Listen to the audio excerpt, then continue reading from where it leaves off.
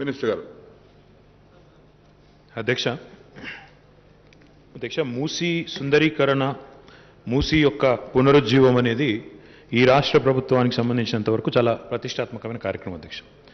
అయితే దీన్ని ఏదో మేము ఆషామాషిగా చాలా సింపుల్గా ఏదో నాలుగు వైపులా ఏదో పూతలు పూసి సుందరీకరించి దాంతో చేతులు దులిపేసుకోవాలన్న ఆలోచనలో ప్రభుత్వం లేదు అధ్యక్ష. మిత్రులు బలాలా గారు చెప్పినట్టు చాలా కాంప్రిహెన్సివ్గా గౌరవ ముఖ్యమంత్రి గారి నాయకత్వంలో స్వయంగా వారే కూర్చొని 2014 సంవత్సరంలో 15వ సంవత్సరంలో 2-3 సందర్భాల్లో హఫీజ్ కాంట్రాక్టర్ అనే ఒక చాలా ప్రఖ్యాతమైన ఆర్కిటెక్ట్ అధ్యక్ష వారిని కూడా పిలిచి సమావేశాలు పెట్టి ఏ రకంగా చేస్తే ఈ ప్రాజెక్టు మనం బ్రహ్మాండంగా చేయవచ్చు, శాశ్వత పరిష్కారం చూపవచ్చు అనే ఆలోచనతో మనం చాలా వివరంగా ప్లాన్ చేసుకున్నాం అధ్యక్ష. అందులో మొట్టమొదటిది అధ్యక్ష, దేర్ ఆర్ 3 or 4 కంపోనెంట్స్ బలాలా సార్. ఒకటి మొట్టమొదటిది అధ్యక్ష, మూసీలోకి ఎన్ని నాలాలు వస్తున్నాయి, ఎంత మురికి నీరు వస్తుంది వారు అడిగారు. అధ్యక్ష, హైదరాబాద్ మహానగరంలో ఉండే నాలాల సంఖ్య చాలా పెద్ద ఎత్తున ఉంది. అందులో మేజర్ నాలా సార్ 54. ఈ 54 నాలాస్ నుంచి కూడా మీరు చూస్తే 675 స్క్వేర్ కిలోమీటర్లు ఉన్న హైదరాబాద్ మహానగరం జిహెచ్ఎంసీ ఏదైతే ఉందో ఏరియా, అందులోంచి 94% sewerage, 94% sewerage is flowing in to Musi. అంటే ఒక రకంగా మనకు అదృష్టం, ఒక రకంగా దురదృష్టం అధ్యక్ష. ఎందుకంటే అదృష్టం ఎందుకు అంటే నాలాస్ అన్నిటి నుంచి వచ్చే గురుత్వాకర్షణ శక్తి ద్వారా, గ్రావిటీ ద్వారా వచ్చే సివరేజ్ ఏదైతే ఉందో దాన్ని మనం మూసీని కనుక ఒకవేళ సుందరీకరించే క్రమంలో ట్రీట్మెంట్ చేస్తే శాశ్వతంగా సమస్య పరిష్కారం అయిపోతుందన్న ఆలోచన. దురదృష్టం ఏమంటే మొత్తంగా సివరేజ్ అంతా మూసీలోకి రావడం వల్ల ఆ నది కలుషితం అయిపోయింది.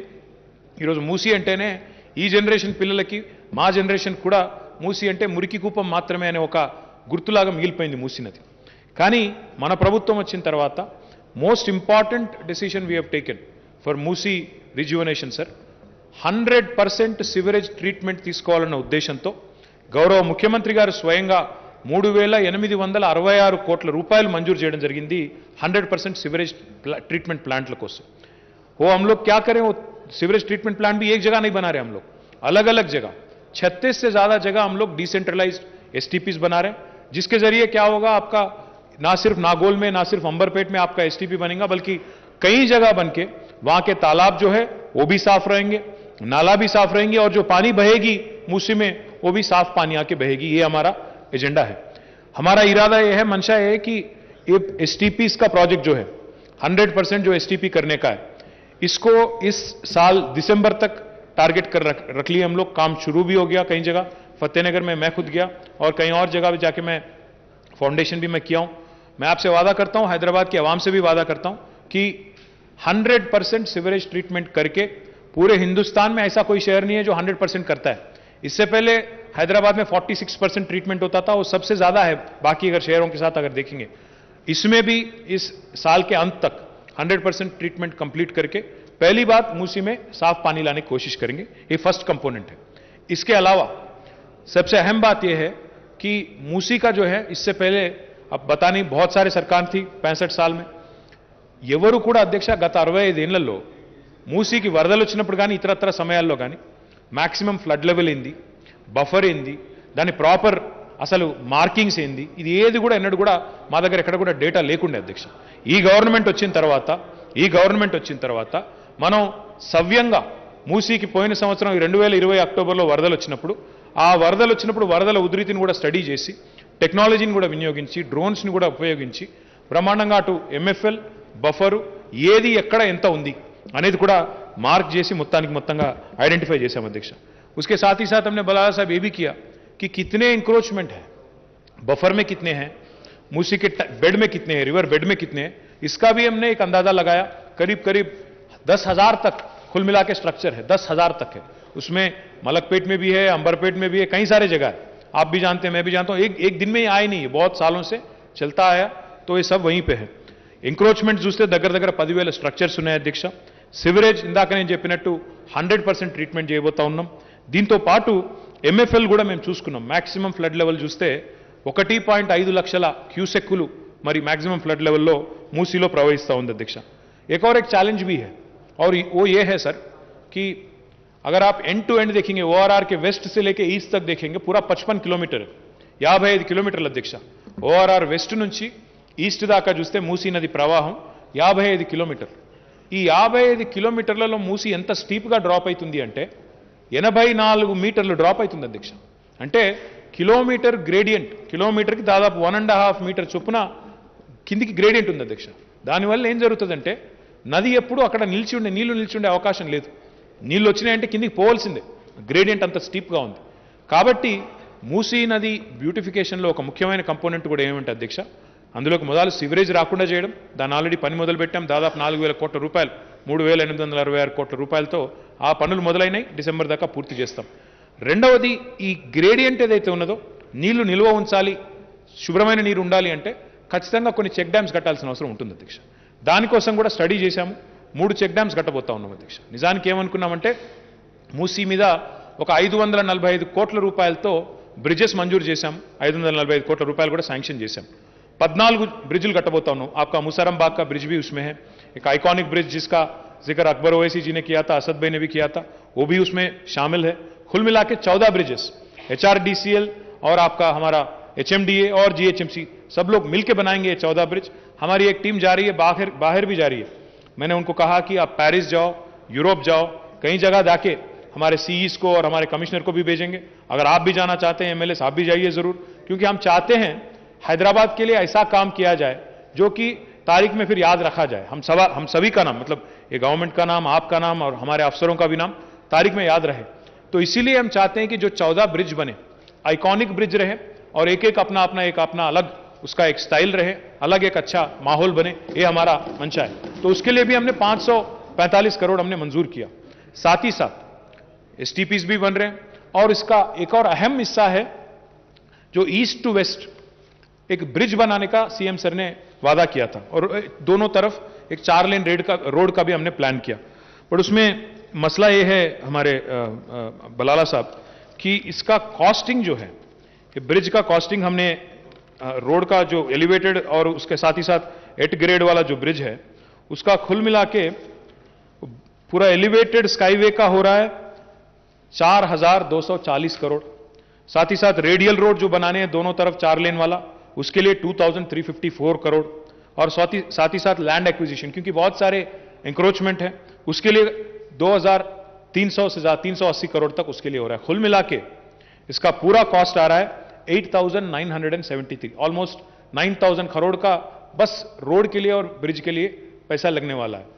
और मैं अगर आपसे कंपैरिजन के हिसाब से अगर बोलूं, एक हमारा जो ईस्ट वेस्ट एक्सप्रेसवे है और ब्रिज है, इसके लिए 8,900 करोड़ और करीब 9,000 करोड़ लगेंगे. अगर तुलना करेंगे, कंपैरिजन करेंगे, तो हमारा जो ORR है आउटर रिंग रोड 160 किलोमीटर वाला, कुल मिला के उसको लगा మొత్తం కట్టడానికి ORR కట్టడానికి అధ్యక్ష 7,000 పైచిలకు కోట్లు, 7,440 కోట్లు. तो उससे ऑलमोस्ट ज्यादा खर्च 160 किलोमीटर वाला जो ORR के लिए 7,400 करोड़ हम लोग खर्च कर 440 करोड़ खर्च करें, उससे भी ज्यादा खर्च इसके लिए होने वाला है. नहीं, ये 55 किलोमीटर का होता, 55 होता. हाँ 55, पर वो अलग है ना बस, वो इसीलिए अलग है क्योंकि उसका अगर लेन किलोमीटर आप लेंगे तो 8 लेन एक्सप्रेसवे है, 12 लेन एक्सप्रेसवे है, सर्विस रोड भी आप लेंगे. तो मेरी गुजारिश आपसे यही है, ORR तो टोल रोड है, वहां टोल पे करके जाना पड़ता. अब इस पे टोल लगाएंगे तो फिर आप बोलेंगे नको लगाओ. तो इसलिए हम लोग कर रहे हैं, कोशिश कर रहे हैं, प्लानिंग कर रहे हैं, फाइनेंशियल कैसा क्लोजर इसका किया जाए. क्योंकि जैसा मैंने कहा 3 कंपोनेंट है, एक STPs, एक रोड बनाने का है, और सबसे अहम बात అధ్యక్ష ఇప్పుడు వారు చెప్పారు, వర్షాలు ఎక్కువగా పడ్డప్పుడు, క్లౌడ్ బర్స్ట్ అయినప్పుడు, తుఫాన్లు వచ్చినప్పుడు గండిపేట నిండి ఉప్పొంగితే కిందికి మనం మూసీలోకి నీళ్లు వదులుతున్నాం, ఆ నీళ్లు కిందికి వస్తున్నాయి. పైన మూసా ఈసా నది కూడా వచ్చి గండిపేట హిమాయత్ సాగర్ నుంచి కిందికి వస్తాయి అధ్యక్ష. ముఖ్యమంత్రి గారు ఏమంటున్నారంటే అధ్యక్ష, మాకేం ఆదేశం ఇచ్చినారంటే, అల్టిమేట్గా ఈరోజు కొండపోచమ్మ సాగర్ 612 మీటర్ల ఎత్తులో అక్కడ మనం రిజర్వాయర్ కట్టుకున్నాం అధ్యక్ష. గండిపేట చూస్తే 535, 540 మీటర్ల స్థాయిలో ఉంటుంది అధ్యక్ష. అక్కడి నుంచి ఇక్కడ గ్రావిటీ ద్వారా నీళ్లు తెచ్చే అవకాశం ఉంది. మన కొండపోచమ్మ సాగర్ నుంచి నీళ్లు తెచ్చి ముత్తంగి జంక్షన్ నుంచి రావల్కోల్ చెరువు ద్వారా అక్కడి నుంచి జన్వాడ చెరువుకు నీళ్లు తెస్తే డైరెక్ట్గా గండిపేటలోకి 1,250 కోట్ల రూపాయలతో ఇప్పటికే మా ఇరిగేషన్ డిపార్ట్మెంటు అంచనాలు కూడా సిద్ధం చేసింది. ఆ రకంగా అంటే కొండపోచమ్మ సాగర్ నుంచి నీళ్లు తెచ్చి శాశ్వతంగా గండిపేట చెరువు ఎప్పటికీ కలకల్లాడుతూ ఉండే విధంగా చూసుకుంటూ, అక్కడి నుంచి ఎప్పుడు కావాలంటే అప్పుడు మూసీలోకి గేట్లు ఎత్తితే సవ్యమైన శుభ్రమైన మంచినీరు హైదరాబాద్కు ఉండే విధంగా చేయాలనేది మా కళ, మా స్వప్నం అధ్యక్ష. ఇదేదో ఆషామాషిగా 4 వైపుల పూతలు పూసి 2 గార్డెన్లు వేసి అక్కడో టెన్నిస్ కోర్టు ఇక్కడో టెన్నిస్ కోర్టు కట్టి సబర్మతిలో చెప్పినట్టు బిల్డప్ ఇచ్చి అట్లా చేయాలనే ఉద్దేశం లేదు. మాకు ప్రాపర్గా సవ్యంగా శాశ్వతంగా మొత్తం చూసినట్టయితే ఈ ఖర్చు पूरा खुल मिला के अगर मूसी के लिए कितना खर्च होगा मैं आपको बताने की कोशिश करूंगा. ईस्ट वेस्ट एक्सप्रेसवे और साथ ही साथ जो भी रोड अभी मैंने कहा उसके लिए 9,000 करोड़ खर्चा होगा. साथ ही साथ आपका गोदावरी का जो मैंने बोला अभी कोंडा पोचम्मा सागर से गंडीपेट चेरू तक लाने के लिए 1250 करोड़ खर्च होगा. एसटीपीस के लिए 3,866 करोड़, रिवर रिजुवनेशन और ब्यूटिफिकेशन के लिए 2,000 करोड़ और साथ ही साथ जो ब्रिजेस हैं 545 करोड़. कुल मिला के 16,634 करोड़. इसमें हमारे भाई याद दिला रहे हैं यहां से, और चेक डैम भी हमने इंक्लूड नहीं किया, उसके लिए शायद और 200-300 करोड़ खर्च होगा. तो कुल मिला के मैं क्या बोल रहा हूं, इसमें एक डिपार्टमेंट जीएचएमसी का काम नहीं है. इसमें इरिगेशन भी शामिल रहेगा, इसमें मेट्रो वाटर सप्लाई भी शामिल रहेगा, इसमें साथ ही साथ रोड्स एंड बिल्डिंग्स डिपार्टमेंट का भी उनका भी भागीदारी रहेगी. तो हमारा प्रोजेक्ट जो है, मूसी का प्रोजेक्ट जो है, एक बार ऐसा हम करना चाहते हैं जिससे कि हैदराबाद की आवाम और हिंदुस्तान की आवाम भी याद रखे और याद करें. इसके लिए पैसे की इंतजाम करना हमारी जिम्मेदारी है, हमारी फर्ज है, मैं जानता हूं. इसके लिए हमने डिजाइन कंपटीशन भी बुलाया कि कैसे किया जाए. 9 इंटरनेशनल फर्म्स ने इसमें भाग भी लिया और सीएम सर ने भी उसका एक बार उन्होंने भी रिव्यू किया. मेरी रिक्वेस्ट आपसे यही है हमारे बलाला साहब, काम तो शुरू हो चुका है, क्योंकि एसटीपीस का जो काम है 3,800 से ज्यादा करोड़ वाला काम शुरू हो चुका. तो मूसी प्रोजेक्ट का रिजुवनेशन जो है एक तरफ से अगर देखेंगे तो काम शुरू हो गया. बाकी जो हमने ब्रिजेस भी मंजूर किए उसका भी अभी जीओ निकाला है, टेंडर भी कॉल करने का है. साथ ही साथ जो बाकी काम भी मैं बात कर रहा हूं, जिसका भी अभी मैं जिक्र कर रहा हूं, ये सारे ही काम गवर्नमेंट एक स्ट्रैटेजिक रूप में लेना चाहती है और आपको भी बुलाएंगे, आपका भी हम राय लेंगे इसमें जरूर, क्योंकि ये सबका प्रोजेक्ट है, हैदराबाद का प्रोजेक्ट है. जरूर इसको पूरा करके जितना जल्दी हो सका उतना जल्दी पूरा करने की कोशिश करेंगे. We are committed, we are determined to make Musi one of the most beautiful projects and most beautiful rivers in the country, sir. And our Honorable Chief Minister himself has been leading this effort. I assure all the members belonging to Hyderabad, in fact, all the citizens of Hyderabad, that government of Telangana is committed to doing this, and we will deliver like how we have been delivering on SRDP. Thank you, sir.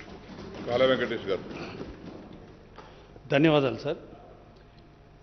ముఖ్యమంత్రి గారి